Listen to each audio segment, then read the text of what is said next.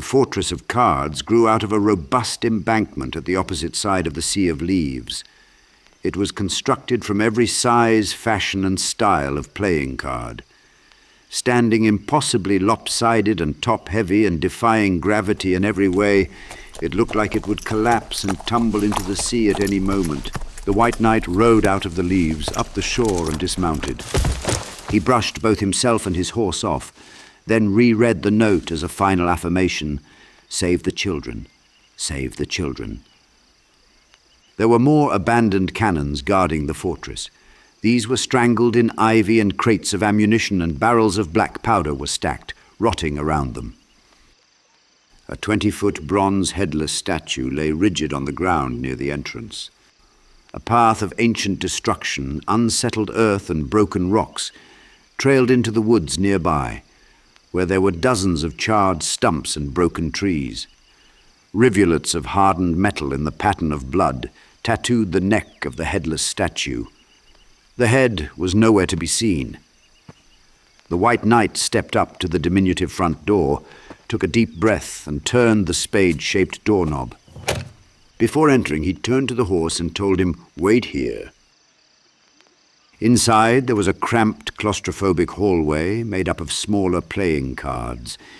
It had no visible end, only fading into the dark. Weak gaslit fixtures lined the walls at irregular heights. In a small alcove to the right was a wood desk. Hunched over at the desk was a horrible thing the White Knight knew as the keeper of the records. Blakey would have recognized him as the man in the newspaper suit. The White Knight suddenly remembered the thing's name and blurted it out. Gazette. It sprang to life and answered without looking up. "First on the left." The White Knight now remembered him as a rigid, rule-obsessed documenter with no personality or sympathy for anything, especially children. Long ago, he had a human head and hands at least, but the printer's disease had progressed and reduced his head to a featureless ball of overlapping layers of newsprint. His paper clothes were folded into a military uniform, and he hunkered at an obscene register containing thousands of log pages. There were towering stacks of triplicate, quadruplicate, and quintuplicate forms surrounding him in endless, teetering paperwork. A rotating wooden stamp tree held a dozen different stamps, and at its base was a spacious pool of lumpy ink. Lacking even a hint of concern, Gazette repeated, "First on the left." He extended a stamp, waiting for the proper form to be set in front of him. "Left?" the White Knight repeated. Gazette's impatience grew. Come, I lost my sense of humor at the Queen's Rift massacre. First door on the left. Stop wasting time." Furiously scribbling in the log, the stamp remained poised in his other newspaper hand. Not possessing anything resembling paperwork, the White Knight obliquely offered his handwritten note. Gazette stung the paper with his stamp and went back to his resolute notating. The stamp read, "Delivered. Resurge and envelopment." The White Knight continued down the hall. The other way, the left. Gazette called and pointed with exasperated condescension. The White Knight turned to look the other way. There wasn't one a moment ago, but there was now. Gazette was then suspicious, and he craned his head up with the crinkle of paper. His eyes and ears were torn craters from pencil holes, and his mouth was a crude, crumpled tear that slowly accused, "Where is your child?" "My child?" the White Knight repeated to himself. Gazette's suspicion deepened. "What are you doing here?" The knight thought quickly. "Orders from the king, free the children," and held out his scrap note paper. "Free the children? Is this a joke? The war isn't over, is it?" Gazette extended his hand for the note. The White Knight stared at Gazette's pencil-poke eyes and didn't hand over the note. Yes, official, written by the king himself. The White Knight did not move, trying to delay handing it over. Gazette's head tilted with a glimmer of recognition. "Absolutely, only—" In the pause, he slid a hand under the desk, looking down the hallway towards the finish line, The White Knight anxiously wanted to get beyond this gatekeeper. Gazette coolly challenged the knight. "Perhaps you can tell me, why is a raven like a writing desk?" The White Knight repeated the riddle, turning more towards the hall. Yes, of course, why is a raven like a writing desk? He had no answer, so instead he spun back, revolver drawn, and shot Gazette. The bullet went straight through Gazette's balloon-shaped head and struck the ledger behind him, sending up a puff of dust and paper. The paper pusher was unharmed, toppled the towers of forms and documents, and then fled behind the flurry of pages. His cries for help echoed into a concealed, shifting corridor of the fortress. The White Knight hurried to the first classroom door. Looking through the door window, he saw the classroom was like the rest of the fortress, made of playing cards, except for the school desks and chairs, which were ancient wood and iron. The floor was covered with drawings. There were only 2 empty seats. 10 children filled the others, scribbling away at their drawings. The goat was there, older, hunched over and wheezing. His fine, tailored suit was finished and falling apart, patched with mismatched thread. Thick, scratched spectacles hung on his long snout. The dead eye teared behind a blacked-out lens.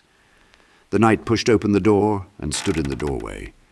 Slowly, the goat looked up from his book as if awakened from a trance.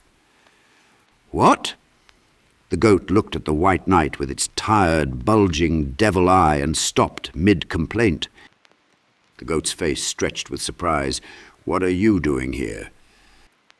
The White Knight stared at the ruminant, jutting jaw as it went crooked with distrust. The goat's name rang into the White Knight's head like a bicycle bell, Capra. "Heard you run off." Capra smiled, its upper teeth worse than the bottom. "Worthless coward, I told them. Never did have the proper wits for the work. The most miserable neep ever had the unpleasure of—" Before Capra, the schoolmaster goat, could finish his final insult, the knight shot him. The bullet blacked out the good eye, blowing the back of its head onto the chart of war weapons. The animal crumpled behind the desk, its human hands clenching at the air and its cloven feet convulsing, twittering a grotesque dance before going slack with a gurgle. The White Knight stared blankly, taking in the end of an old tormentor, and then waved the children towards the door. "Come, quickly." A quaking boom stopped them cold. The gaslights in the classroom puttered out and the children whimpered at the complete darkness. The White Knight worked fast, ripping off a 2-foot-long card from the wall, rolling it up and then lighting it with his rabbit lighter.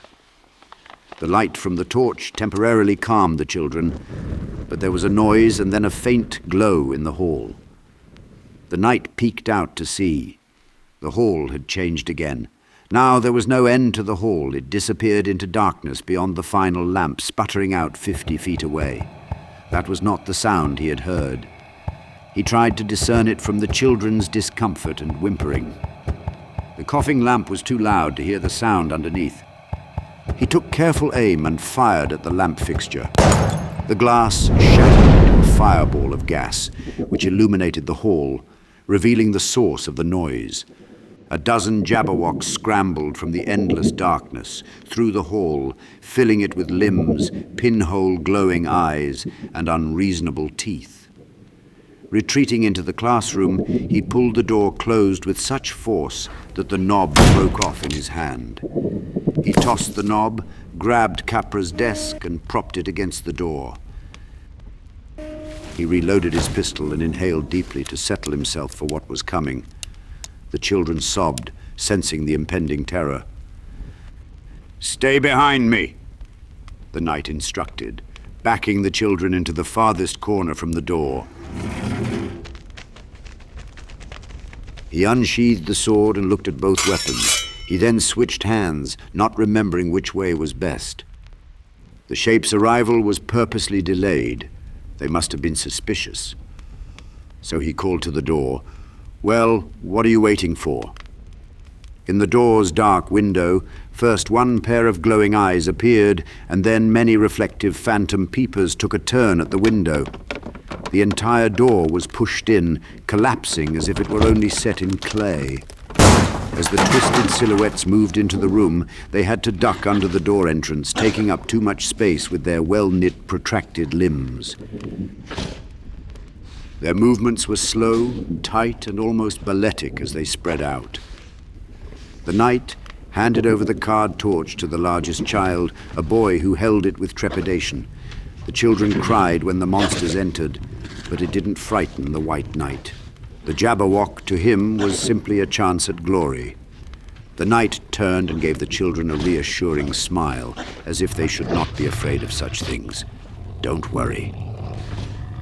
But they worried, and they were very afraid. A Jabberwock reached for a child on the edge of the group, a small boy of 5 with thick strap-on glasses. The White Knight shot the beast point blank in the side of the head, and it collapsed right in front of the boy, who somehow managed to look even more terrified. Another lunged for the knight, and he shot it too, dimming one of its pin-light, gleaming eyes. He didn't wait for the others, emptying the revolver into them before they could attack. The bursts of light gave quick flashes of Jabberwock deaths, but then replacements arrived. The knight's grin faded, and he holstered the revolver. The desks did not provide much of a barrier, but prevented the Jabberwocks from rushing him. They had to overextend as the knight pivoted around the desks. The knight moved fluidly as he ducked and turned from their attacks. Although he was not as fast as he had been in the past, he was still only warming up. The long, razor-sharp reach of the sword was more effective than Arthur Blakey's trench club. Severed Jabberwock limbs fell like flopping fish. In the end, it was brutal and bloody.